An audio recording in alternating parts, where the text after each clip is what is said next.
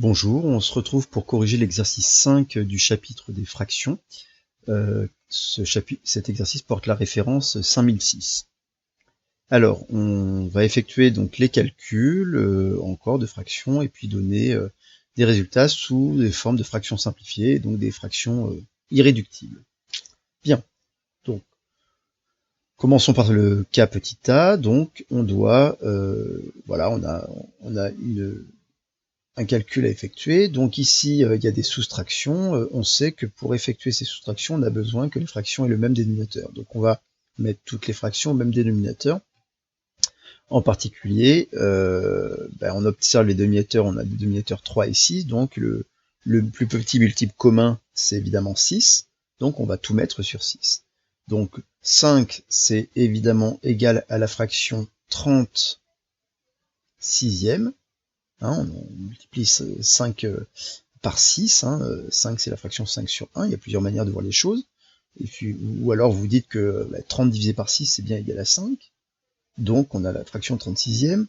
2 tiers, il suffit de multiplier le numérateur et le dénominateur par 2, ce qui va nous donner la fraction 4 sixièmes moins 5 sixièmes. Le fait d'avoir ensuite le même dénominateur, on a tout sur 6, et ça va nous donner donc 30 moins 4 moins 5. Donc attention, quand vous effectuez ce genre de calcul, c'est là on a des... attention de ne pas faire 4 moins 5, ça ne marche pas dans ce sens-là.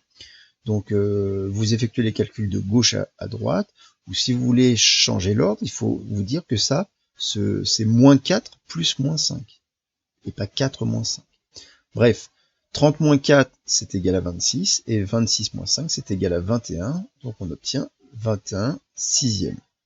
Puisqu'on veut avoir une fraction simplifiée, on décompose en utilisant, soit en trouvant un diviseur commun évidemment directement, soit en décomposant, c'est la méthode qui est à privilégier, en particulier il faut la maîtriser pour la classe de lycée. Donc 21, c'est évidemment 3 fois 7, il faut avoir une bonne maîtrise de ces tables, et puis 6, c'est égal à 3 fois 2. Et donc on voit qu'on peut diviser en haut et en bas par 3, ce qui nous donne la fraction irréductible 7 demi.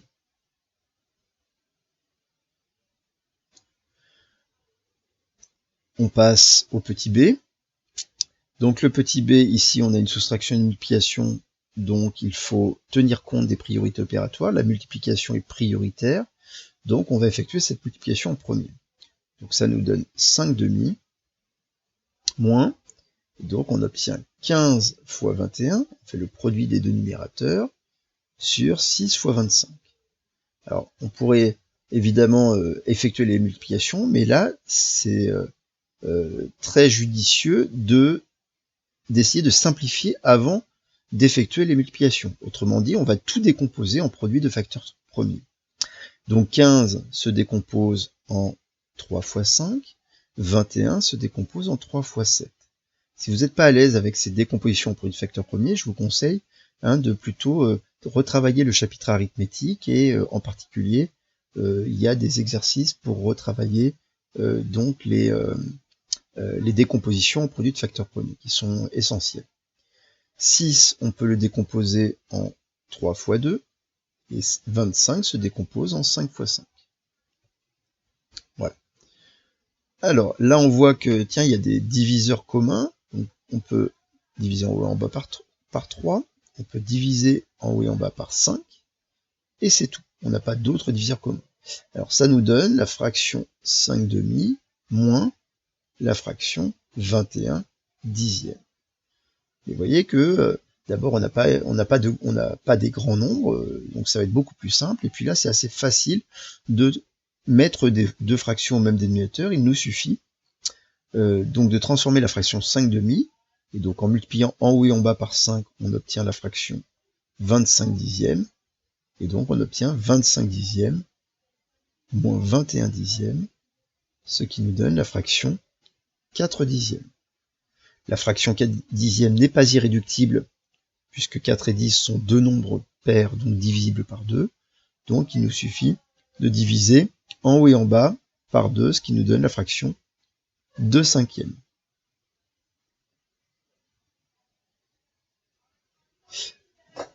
Voilà.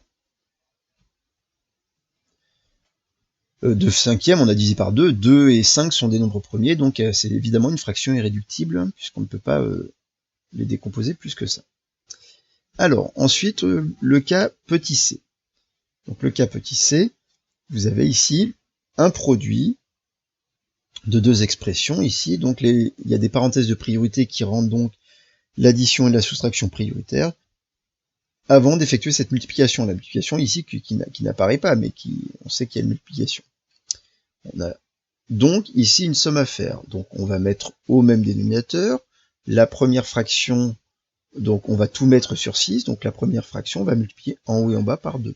Ça nous donne la fraction 4 sixièmes plus la fraction 5 sixièmes. Pour la deuxième parenthèse, on observe les dénominateurs, ce sont 3 et 2. Donc il suffit de tout mettre sur 6, qui va être le plus petit multiple commun de 3 et de 2. Donc la première fraction, vous multipliez en haut et en bas par 2, ce qui va nous donner la fraction 2 sixièmes. Et la deuxième fraction, on multiplie le numérateur et le dénominateur par 3, ce qui nous donne 15 sixièmes.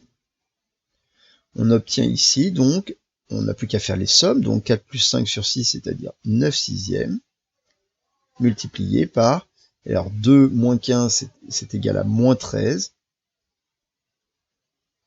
sur 6. On obtient une multiplication, alors il faut faire attention, il y a le même dénominateur, mais on s'en fiche complètement qu'il y ait le même dénominateur, puisque la règle, c'est évidemment de multiplier les deux numérateurs entre eux et de multiplier les deux dénominateurs entre eux, qu'ils soient égaux ou pas. Donc finalement, ça nous donne 9 fois moins 13 sur 6 fois 6. Bon. Dans cette expression, maintenant, encore une fois, on ne va pas effectuer les multiplications avant d'avoir vu si on ne pouvait pas faire des simplifications. Or, on n'a pas ici, on n'a pas que des nombres premiers, donc il y a peut-être des diviseurs communs qui sont pas apparents. 9 n'est pas un nombre premier, et puis 6 non plus. 13 est par contre un nombre premier. La première chose à faire, c'est de peut-être régler le problème du signe. Donc dans cette expression, il n'y a que des multiplications et la barre de fraction qui est une division. Donc ici, la règle des signes s'opère, et comme il y a un seul signe moins, on sait que le résultat, de toute façon, ce sera un nombre négatif. Ensuite, on va donc décomposer en produit de facteurs premiers chacun des facteurs. Donc 9, c'est 3 fois 3, et puis 13 est un nombre premier, donc il ne se décompose pas.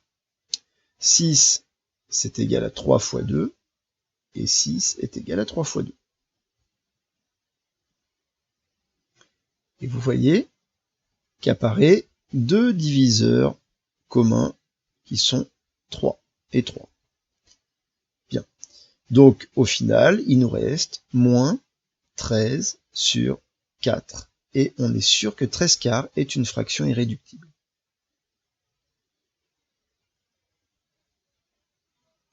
On passe au petit d.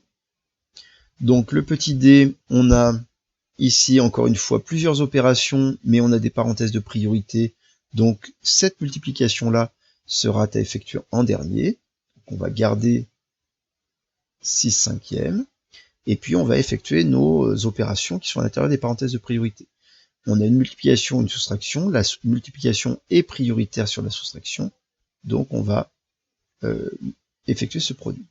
Donc on obtient 16 fois 6 sur 9 fois 32, moins 15 douzièmes.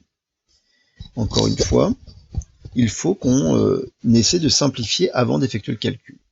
Alors, il y a plusieurs manières de faire. Soit on décompose tous les nombres en produits de facteurs premiers, soit on observe un peu les facteurs et on se dit, tiens, il y a des choses qui se simplifient.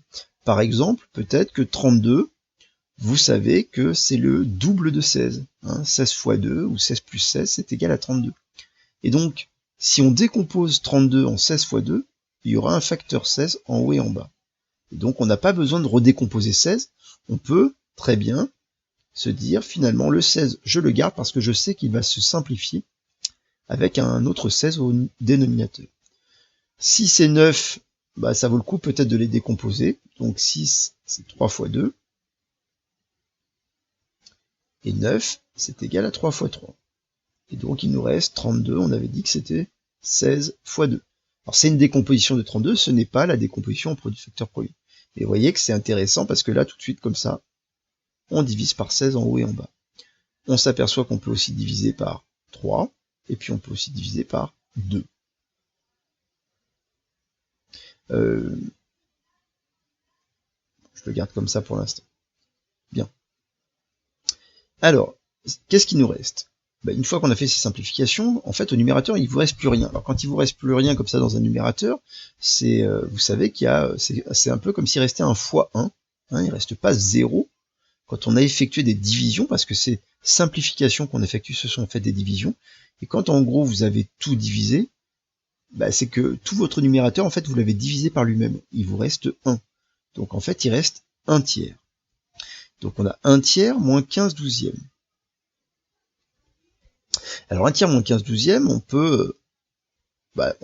soit on voit que 15 douzièmes, en fait, se simplifie, qu'il y a un diviseur commun. Si on l'a pas vu, c'est pas très grave. On verra après ce que ça va donner. On va donc ici effectuer cette soustraction donc avec une mise au même dénominateur. Donc 3 et 12, le dénominateur commun, c'est évidemment 12. Il suffit de multiplier par 4 en haut et en bas. Donc ça va faire 4 douzièmes moins 15 douzièmes, ce qui nous donne 6 cinquièmes fois moins 11 douzièmes. Comme tout à l'heure, on règle le problème du signe, on n'a que des multiplications et des divisions, et il n'y a qu'un seul signe moins, la règle des signes s'applique, donc le résultat on est sûr qu'il sera négatif. Donc il reste 6 fois 11, et en bas il va rester 5 fois 12. Alors le 12, je peux tout de suite le décomposer en 6 fois 2, puisque j'ai vu qu'il y avait un facteur 6 au numérateur, et donc je vais pouvoir simplifier. Alors il y a beaucoup d'étapes, évidemment, pour arriver au bon résultat à la fin, donc il va être moins 11 sur 10, qui est un 11 dixième et donc une fraction irréductible. On peut aller un petit peu plus vite, plus vous serez à l'aise, plus vous irez un peu plus vite, mais il ne faut pas oublier que quand vous, comme ça, vous effectuez un calcul la plupart du temps dans un problème, à l'écrit, c'est que c'est aussi que quelqu'un va vous lire derrière et doit comprendre vos étapes de raisonnement. C'est pour ça que il faut un certain nombre d'étapes explicatives, d'abord pour s'assurer qu'on ne fait pas d'erreur et qu'on arrive au bon résultat, et puis ensuite pour que la personne qui vous lise puisse comprendre comment vous avez raisonné pour arriver au résultat final. Ça c'est quelque chose à garder à l'esprit. Petit e, donc on a un quotient, encore une fois, ici, on sait que c'est comme s'il y avait des parenthèses autour du numérateur et autour du dénominateur qui sont prioritaires, qui indiquent que les opérations numérateur et dénominateur sont prioritaires sur la division. Et donc on va commencer à effectuer ces calculs. Donc 2 moins 5 douzièmes, mise au même dénominateur, on va tout mettre sur 12. Donc 2, c'est la fraction 24 douzièmes. Donc c'est 24 douzièmes moins 5 douzièmes. 1 tiers moins 8 cinquièmes, le multiple commun de 3 et de 5, le plus petit multiple commun, ça va être 3 fois 5, 15. Et donc on va tout mettre sur 15. Donc on multiplie la première fraction en haut et en bas par 5, ça va donner 5 quinzièmes. Et puis la deuxième fraction, on va tout multiplier par 3, donc ça va nous donner du 24 quinzièmes. Donc, ça nous donne au numérateur 24 douzièmes moins 5 douzièmes, ça donne 19 douzièmes.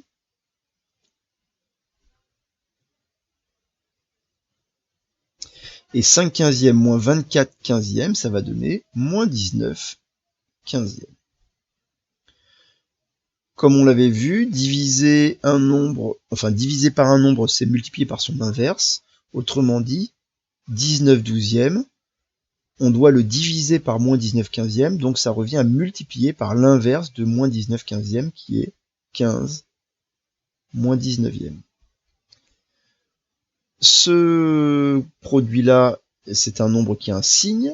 Comme il n'y a qu'un seul signe moins, c'est que le résultat sera négatif. Et donc on doit faire 19 fois 15 sur 12 fois 19. Alors là, on voit tout de suite que déjà, on peut simplifier par 19, mais en fait, 15 et 12 peuvent se décomposer. 15, c'est 3 fois 5, 12, c'est 3 fois 4. Vous voyez qu'il y a une simplification par 3 qui s'opère aussi, qui nous donne finalement notre résultat, moins 5 quarts.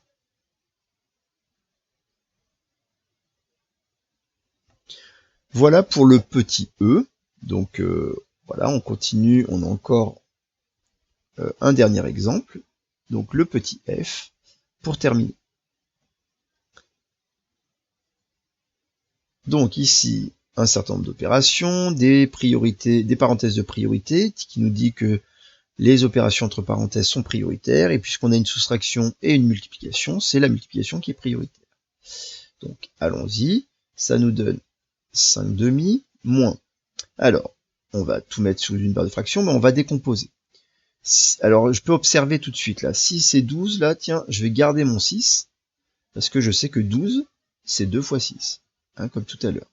Puis 15 et 25, c'est des multiples de 5, donc 15 c'est 5 fois 3, 25 c'est 5 fois 5, et j'ai dit que 12, j'allais le décomposer en 6 fois 2. Hein, il faut être un peu stratégique. On n'a pas toujours besoin d'une décomposition en produit de facteurs premiers pour simplifier nos fractions. On peut diviser par 5 aussi. Au final, il va nous rester du 3 dixièmes. Alors attention, je n'oublie pas d'écrire la fin. Donc c'est fois 6 22e moins 3 quinzièmes. Ça nous donne 5 demi moins 3 dixièmes. Donc fois 6 22e. Alors en fait 6 22e, si on a un tout petit peu observé ce nombre, on se dit mais en fait 6 22e, c'est pas une fraction irréductible, hein, puisqu'on a deux nombres pairs, donc pourquoi pas simplifier 6 22e. Et 6 22e, si je divise en haut et en bas par 2, bah, il va me rester 3 onzièmes. Plus mes nombres seront petits, plus les calculs seront simples et plus je me rapprocherai d'un résultat sous forme de fraction irréductible. Et pareil pour 3 quinzièmes. J'effectue pas de calcul là, je fais seulement des transformations d'écriture de mes fractions. Or 3 15, c'est un multiple de 3. Donc 3 quinzièmes, on peut diviser le numérateur et le dénominateur par 3, et c'est en fait la fraction 1 cinquième. Alors c'est pas une obligation de l'avoir fait, mais ça va évidemment nous aider par la suite. On multiplie donc, maintenant on est en termes d'opération, hein, c'est bien cette soustraction qui est prioritaire, et donc on va mettre au même dénominateur. Donc le dénominateur commun ce sera 10, on multiplie la première fraction donc par 5 en haut et en bas, ce qui nous donne 25 dixièmes moins 3 dixièmes, multiplié par 3 onzièmes, moins 1 cinquième. On obtient donc 25 moins 3, ça nous donne du 22 dixièmes, fois 3 onzièmes, moins 1 cinquième. Alors là, vous remarquez aussi, encore une fois, tiens, on tombe sur 22 dixièmes. 22 est un nombre pair, 10 aussi, donc c'est divisible par 2 en haut et en bas. Donc je peux tout de suite écrire, au lieu de 22 dixièmes, là une fraction équivalente qui sera la fraction 11 cinquième, que je multiplie par la fraction 3 onzième et moins 1 cinquième. Donc, en faisant le produit des deux, on obtient donc 11 fois 3 sur 5 fois 11.